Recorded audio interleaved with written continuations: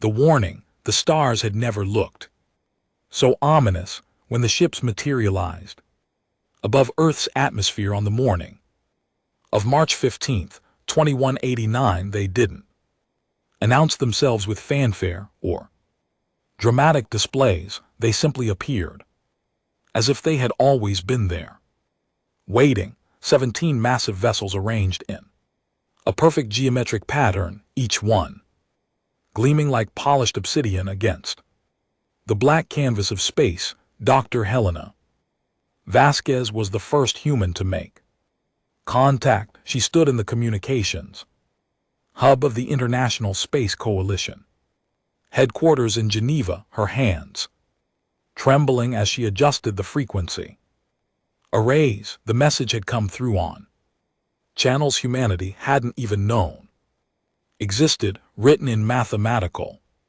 patterns that transcended language itself. "This is Dr. Helena Vasquez of Earth," she said into the microphone, her voice steady despite the fear crawling up her spine. "We receive your signal. Please identify yourselves." The response came immediately, and it was not what anyone expected. The voice that filled the room was calm, measured, and deeply unsettling in its politeness.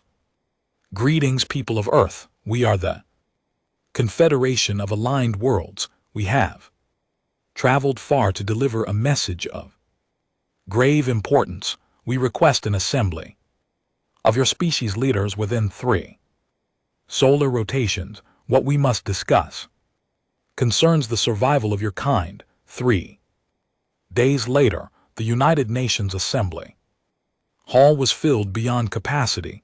Every nation had sent representatives. Military generals stood alongside presidents and prime ministers. Scientists crowded the observation galleries. The entire world watched through screens and devices, holding their collective breath. When Ambassador Verne entered the chamber, silence fell like a hammer. He was tall, nearly 8 ft, with skin that shimmered between silver and blue. His body was slender, almost fragile-looking, with long limbs that moved with deliberate grace. His face was hauntingly humanoid, except for the 3 eyes arranged in a triangle pattern and the absence of a nose. When he spoke, his mouth didn't move. Instead, a translation device on his chest converted his thoughts into human languages simultaneously. "Thank you for receiving us," Verne began, his mental voice echoing through every speaker in the hall.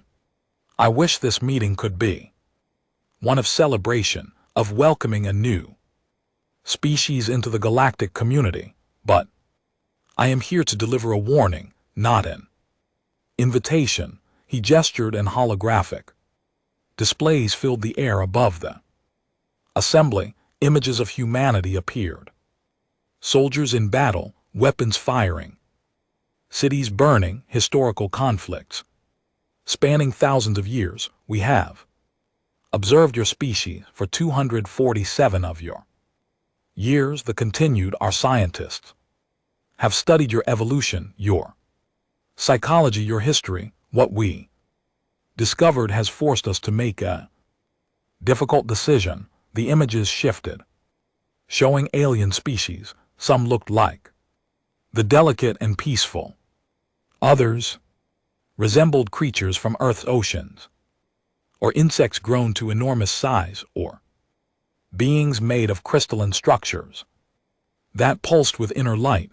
The galaxy is home to 3,412 known intelligent species. The said of those, 3,398 evolved from what you would call prey animals, species that survived by cooperation, by hiding, by building communities that protected the weak. We are farmers, philosophers, artists. We solve problems through dialogue and patience. He paused, and the hologram changed again. Now it showed creatures with sharp teeth, powerful claws, eyes that faced forward for hunting.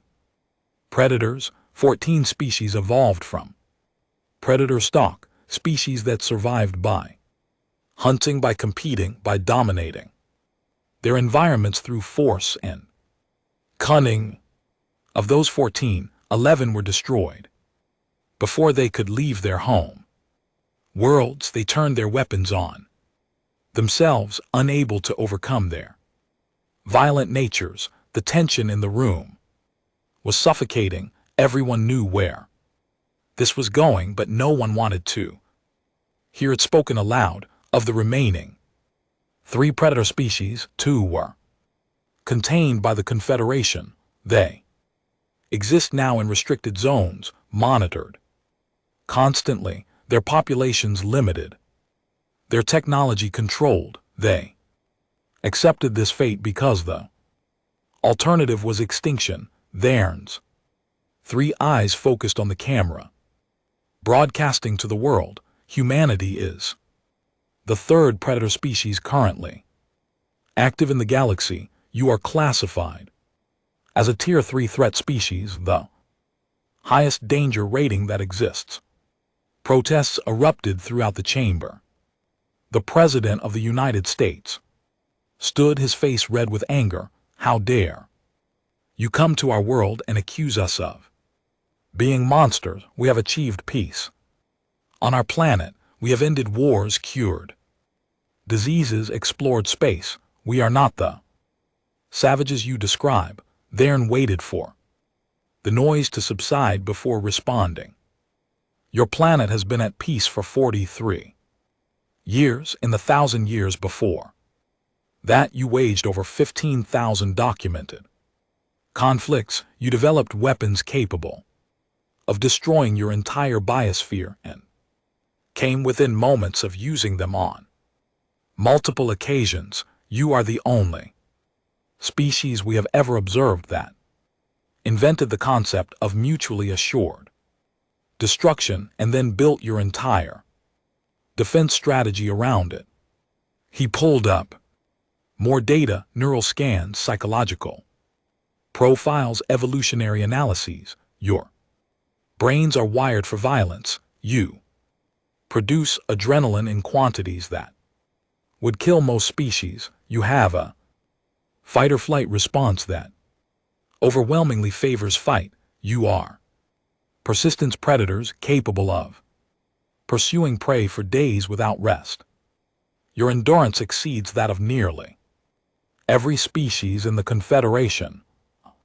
Scientist from Japan stood, her voice shaking. But we have changed. We have evolved beyond our primitive instincts. We choose peace now. You choose peace when you are comfortable. Thern replied, and there was something almost like sadness in his mental voice. But we have seen what happens when predator species face true hardship. They revert. They attack. They consume everything around them in their desperation to survive. The hologram shifted one final time, showing a planet torn apart, its surface scarred beyond recognition. This was KTH Prime, home to the Velkin species. They were predators like you, intelligent and creative. They promised they had overcome their violent nature. The Confederation believed them, allowed them to expand, to colonize new worlds. When resources became scarce, when competition arose, they showed their true nature. The war they started killed 18 billion beings across 47 worlds. It took the combined might of the entire Confederation to stop them. The looked around the chamber, his 3 eyes moving independently to take in every face. We will not allow that to happen again. The Confederation has come to offer humanity a choice: accept our oversight, submit to monitoring and regulation, allow us to guide your development, and you may continue to exist as a species, refuse, and we will be forced to implement containment protocols. What does containment mean? Ask the Secretary General of the United Nations, though everyone in the room already knew the answer. It means your species will be confined to your solar system indefinitely. Any ship that attempts to leave will be destroyed. Any attempt to develop advanced weapons will result in immediate intervention. You will live, but you will live alone, isolated from the galaxy until such time as you demonstrate genuine change. The debate that followed lasted for months.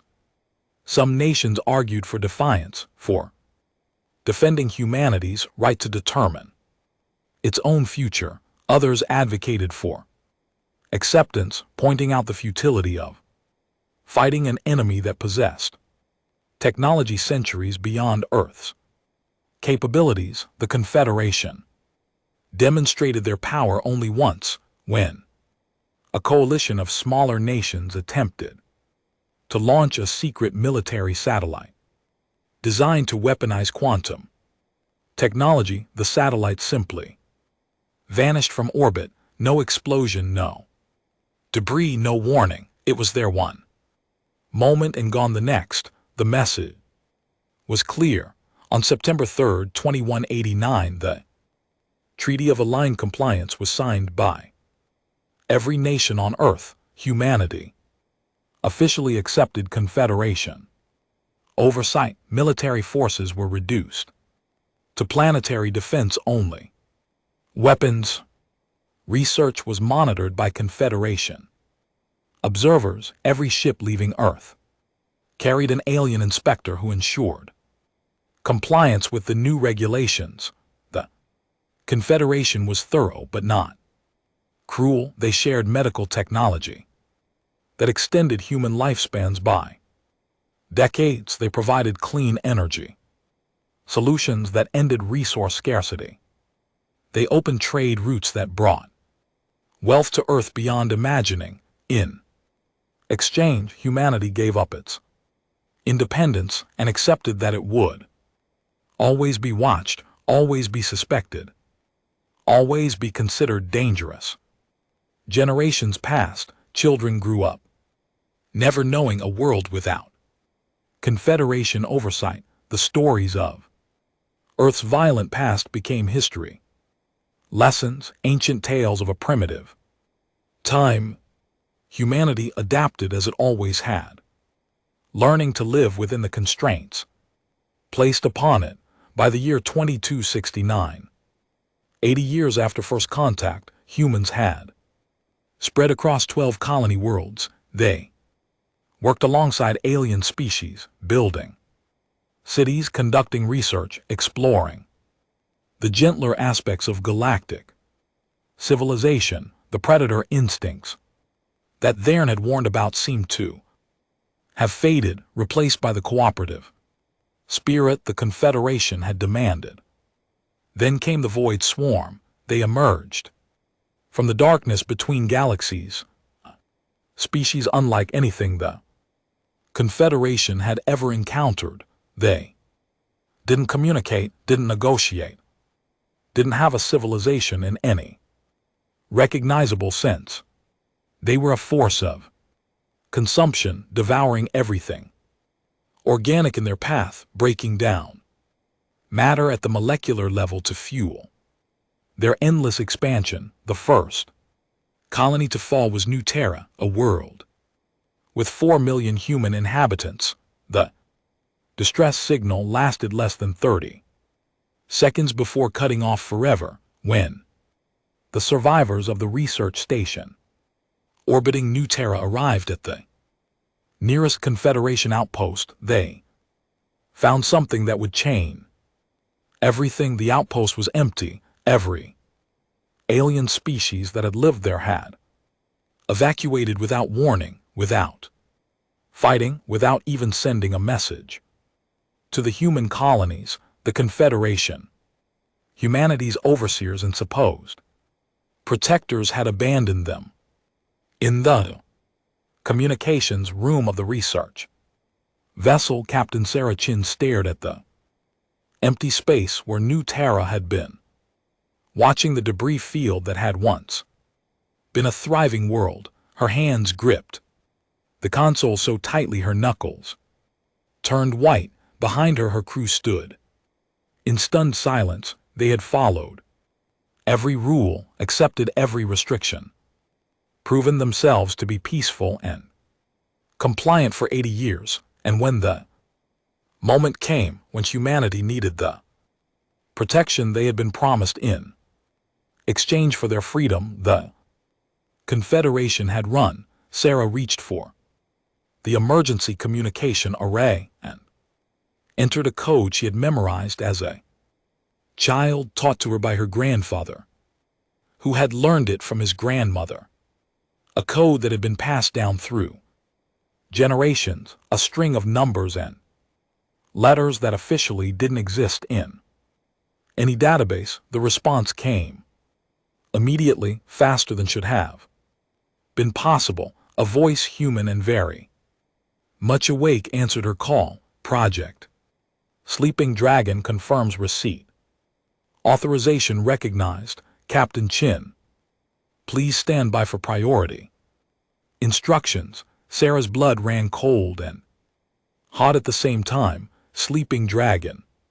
She had thought it was just a story, a conspiracy theory that old veterans whispered about in dark corners, but the voice on the other end was real, and it was ready. All human vessels and colonies are to receive the following message. The voice continued, calm and professional. The oversight period has ended. Protocols are lifted.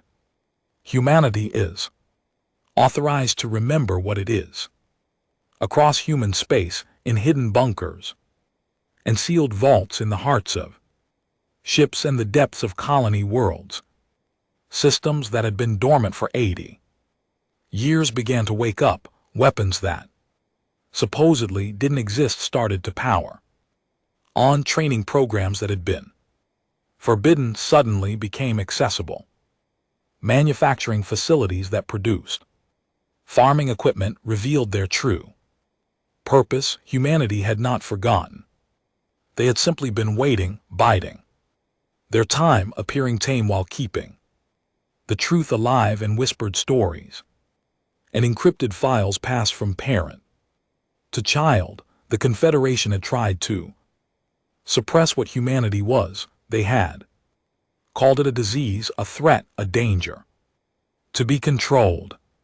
They were about to learn it was something else entirely. It was survival, and humanity had just been reminded that it was very, very good at surviving. The reminder, the message, spread through human space like wildfire through dry grass. In the 72 hours following Captain Sarah Chen's activation of Project Sleeping Dragon, every human colony, every outpost, every ship received the same encrypted transmission. The oversight period had ended. The leash was off. Admiral Jackson Reeves stood in the command center of Armstrong Station, humanity's largest military installation, hidden plain sight as a mining operation in the asteroid belt between Mars and Jupiter.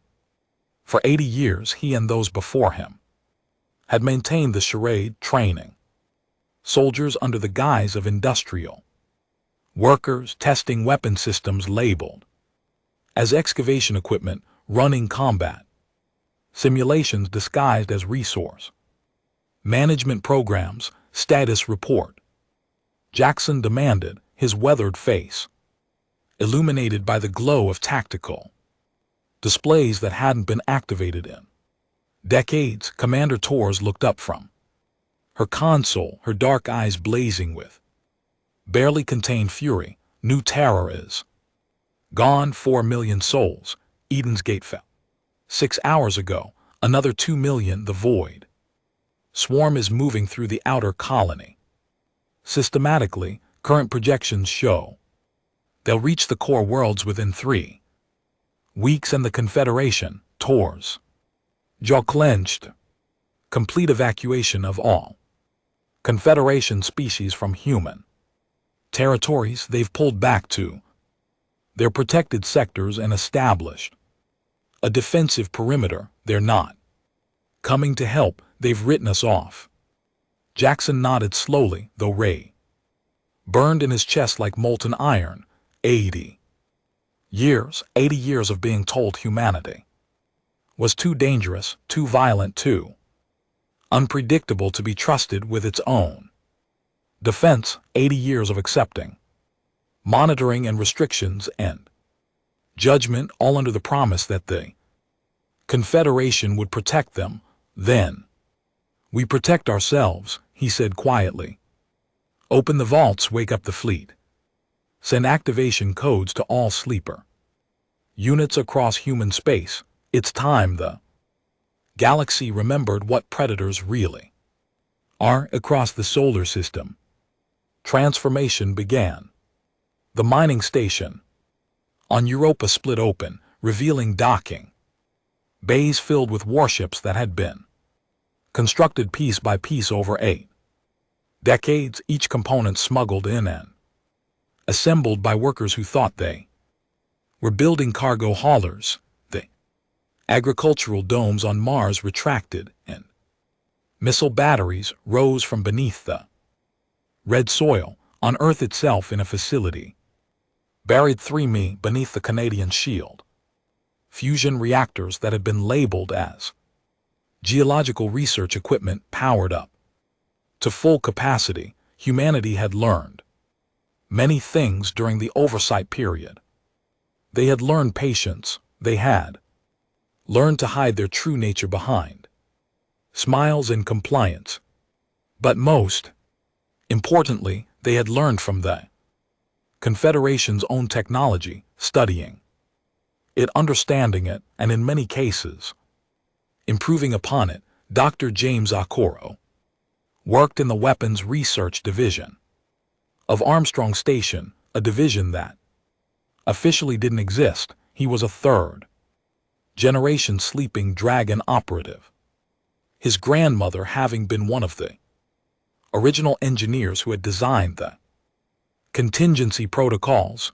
The Confederation thought they were so clever, he muttered to his assistant, pulling up schematics on his display. They gave us their shield technology, their propulsion systems, their energy weapons. They thought we'd use them for peaceful purposes. They never considered that predators are very good at taking tools and making them into weapons. The ships that emerged from hidden berths throughout human space didn't look like Confederation vessels. They were angular, aggressive, covered in armor plating that the aliens had deemed unnecessary. They bristled with weapon systems that violated a dozen oversight protocols. Their engines had been modified for speed and maneuverability that would make a Confederation pilot sick with vertigo. Captain Sarah Chin stood on the bridge of the newly commissioned vessel Defiance Edge, watching her crew work with a precision that came from years of secret training. Her ship was one of 73 that had been hidden across human space, waiting for this moment. All stations report ready. Captain, her first officer announced. We're receiving coordination data from Armstrong Command. The swarm's main force is converging on the Proxima colonies. Fleet elements are moving to intercept. Sarah looked at the tactical display, seeing the red markers that represented the void swarm. They moved in patterns that suggested intelligence, but no individuality, like a school of fish made from living metal and dark energy. The Confederation had encountered them before, she now knew, reading through the classified files that Sleeping Dragon had unlocked. The aliens' response had always been the same: retreat, hide, wait for the swarm to consume what it wanted and move on. Not this time, Sarah whispered. Helm. Plot intercept course, maximum burn. Engineering, I want every weapon system. Online and running hot. Communications. Patch me through to the fleet. Moments later, her face appeared on screens.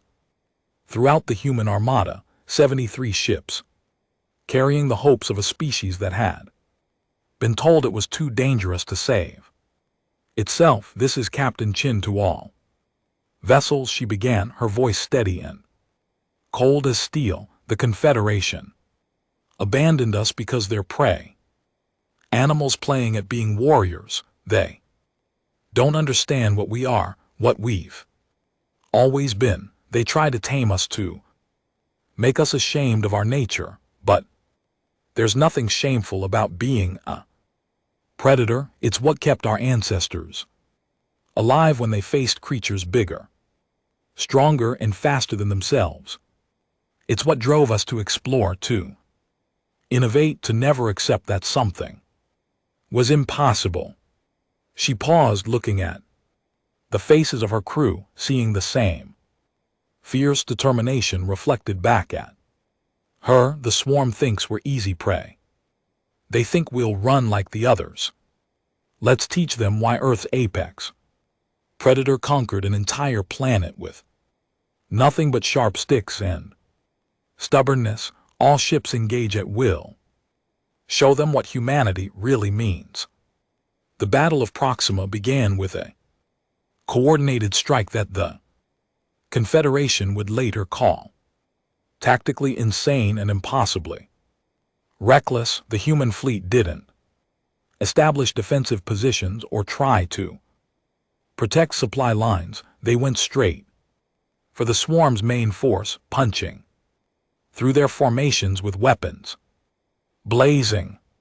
What the Confederation had never understood was that human military doctrine wasn't built on preservation and minimal casualties. It was built on aggression, momentum, and the willingness to trade damage for advantage. Every human ship had redundant systems, compartmentalized hulls, and crews trained to keep fighting even when wounded. The Defiance edge shuddered as swarm weapons tore through her starboard shields. Alarms blared and damage reports flooded in. Hull breach on decks 4 and 5. Tors reported. Shield generators at 40%. Reroute power from life support to weapons. Sarah ordered without hesitation. Seal the breach sections. Target that cluster to our port and fire everything we have. The ship's main cannon, a modified Confederation energy weapon that had been enhanced with human engineering, unleashed a beam that cut through 3 swarm vessels like a blade through flesh. Secondary batteries followed up, missiles that used quantum targeting systems the Confederation had deemed too dangerous for active military use throughout the Proxima system. Similar scenes played out. Human ships took damage that would have sent Confederation vessels retreating, and they kept fighting. When shields failed, they closed to knife fighting range and used physical projectile weapons, technology so ancient that the Confederation had forgotten it existed. When weapons were depleted, some ships simply rammed swarm vessels, their crews evacuating to smaller craft seconds before impact. Admiral Jackson Reeves watched the battle unfold from Armstrong Command, his heart swelling with pride and breaking with grief in equal measure. They were winning, but the cost was terrible. 7 ships lost in the first hour, 12 more critically damaged. Sir, we're receiving a transmission, the communications officer announced. It's from the Confederation's Central Command. Ambassador Thern's face appeared on the screen, his 3 eyes wide with something that looked like shock and horror. Admiral Reeves, you must cease this action immediately. Your tactics you're sacrificing your people. This is exactly the kind of violence we Warned you about. Jackson stared at the alien for a long moment before responding. You warned us about being violent. You didn't warn us about being effective. There's a difference. You're losing ships. Your casualties are unacceptable to you, Jackson replied coldly. Not to us. Every person on those ships volunteered. They knew the risks.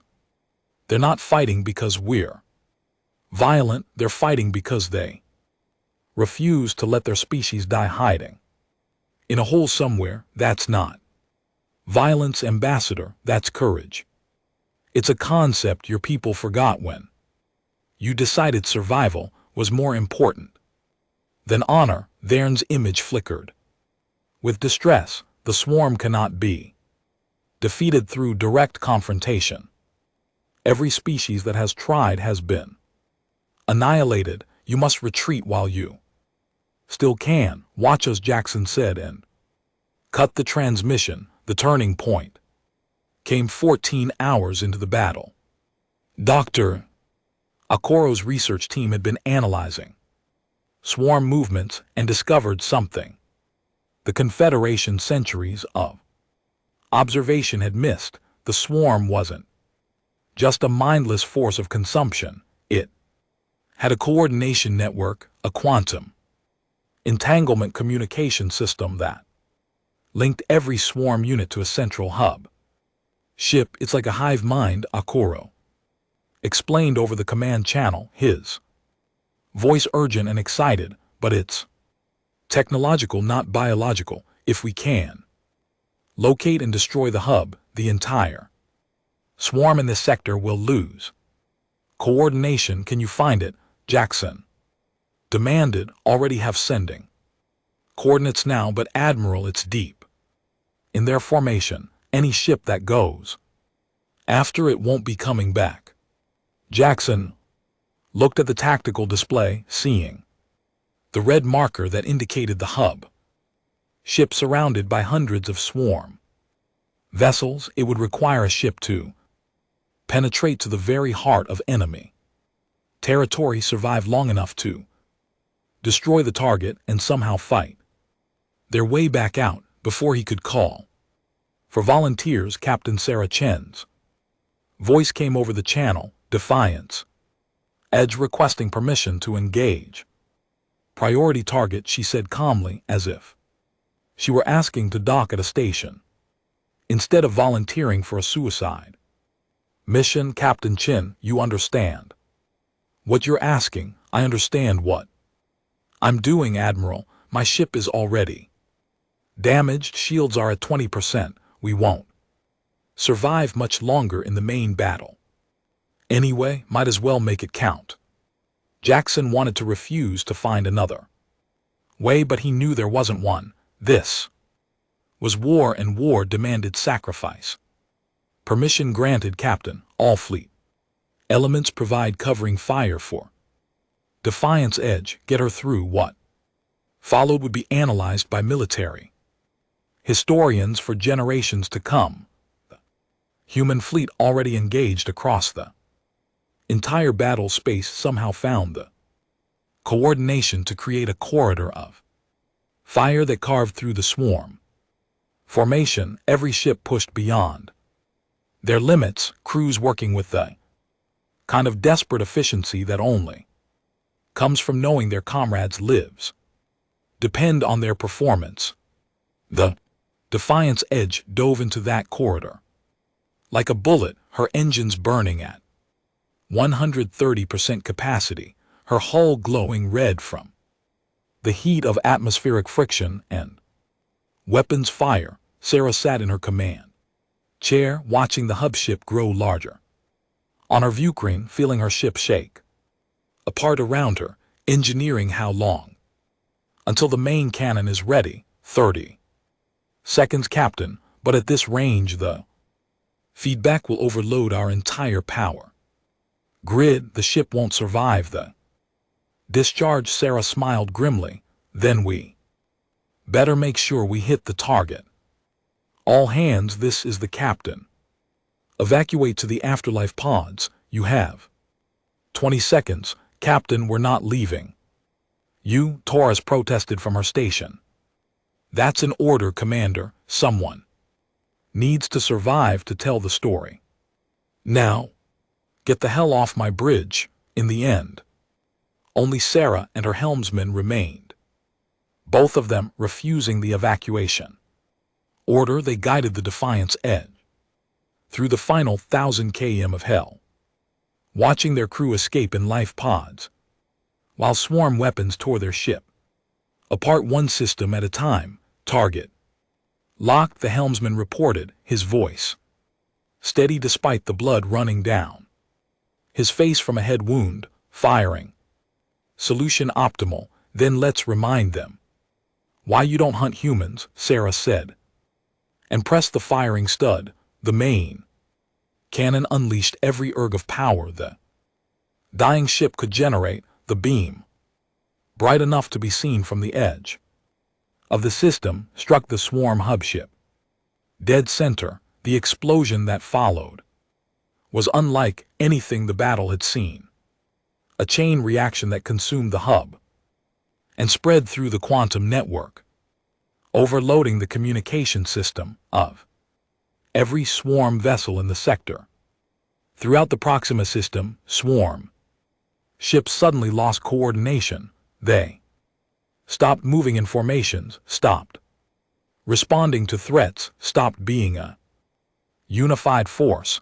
They became individuals, confused and vulnerable. The human fleet fell upon them like wolves on scattered sheep. 6 hours later, the Battle of Proxima was over. The Void Swarm had been destroyed completely, their ships reduced to debris, and their advance halted. The cost had been severe. 19 human ships destroyed, thousands of casualties, and Captain Sarah Chin listed among the dead, though her crew had been recovered and would tell her story to anyone who would listen. Admiral Jackson Reeves stood in Armstrong Command, exhausted and grieving, when Ambassador Theron's face appeared on his screen once again. Alien looked different now, his 3 eyes filled with something that might have been respect or fear, or perhaps both. Admiral Reeves, the Confederation Council has, we've been discussing what transpired at Proxima, your tactics, your sacrifices, your victory. We need to speak about humanity's status within the Confederation. Our status, Jackson said, his voice dangerous and quiet.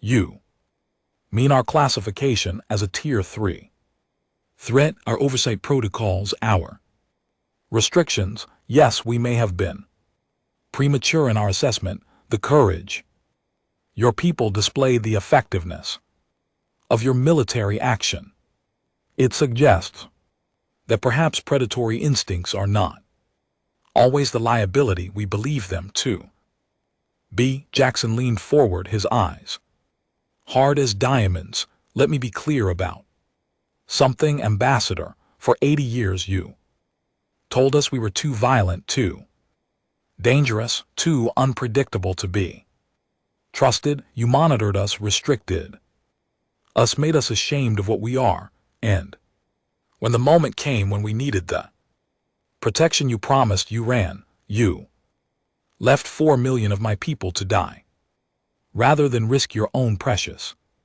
hide. Theron's face showed distress, but he didn't look away. We thought the swarm was unbeatable. Every previous encounter resulted in, you thought. Wrong, Jackson interrupted, because your prey, and prey only knows how to hide, but predators, we know how to fight. We know how to adapt. We know how to take the worst situation possible and find a way to win. That's not a threat, Ambassador. That's an asset, one you desperately need, whether you admit it or not. Silence stretched between them for a long moment. Finally, the spoke, his mental voice subdued. What do you want, Admiral? First, all oversight protocols are permanently ended. No more Monitors, no more restrictions on our technology or military forces. We'll police ourselves, thank you very much. Second, any human colony or vessel has the right to defend itself by any means necessary, and the Confederation will not interfere. Third, you owe us $4 million debt because you broke your promise of protection. We'll be calling in that debt and you'll pay it in technology, resources, and reparations. The Council will never agree to. The Council will agree, Jackson said flatly, because the Void Swarm is still out there, and now they know that somewhere in the galaxy there's a species that can beat them. They'll be back probably in greater numbers, and when they come, you're going to need humanity, not as pets you keep on a leash, but as allies who know how to win wars. He stood up, his posture radiating the confidence of a predator that had just proven its dominance. We spent 80 years pretending to be something we're not. That ends. Now, humanity is back and the galaxy is going to have to learn to deal with it. We're not the threat you imagined, Ambassador, or worse, we're competent. The image flickered and vanished without another word, but Jackson knew the message had been received. Throughout human space, in every colony and outpost and ship, people were celebrating their victory and mourning their dead. They had lost so much, but they had gained something precious, their freedom, their pride, and the knowledge that they were exactly what evolution had made them to be. 3 weeks later, a monument was unveiled on Armstrong Station. It listed the names of every person who had died in the Battle of Proxima, with Captain Sarah Chen's name at the top. Beneath the names, a single line of text was inscribed: they tried to tame us. They forgot we were never meant to be tame. Admiral Jackson Reeves stood before the monument, his hand raised in salute, knowing that somewhere in the void, the swarm was regrouping, and somewhere in the Confederation, aliens were frantically reassessing everything they thought they knew about humanity. Let them be afraid, he thought. Let them remember that predators are dangerous, not because they're cruel, but because they refuse to give up, refuse to run, refuse to accept defeat. The galaxy had given humanity a warning. Humanity had given them a reminder, and across the stars, in 1,000 different languages, the same message was spreading: don't hunt humans, they hunt back.